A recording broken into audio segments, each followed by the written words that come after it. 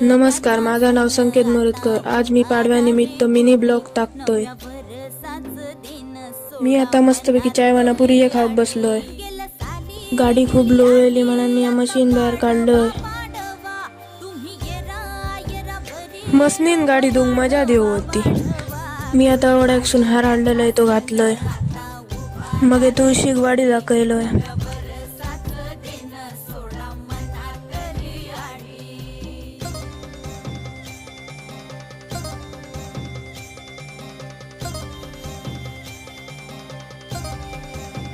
जेवणात पुरणपोळे होते, श्रीखंड होता, गवले होते, पुरी होते, वाटाण्याची भाजी होती, डाळ भात. मस्तपैकी जेवण घेतलंय.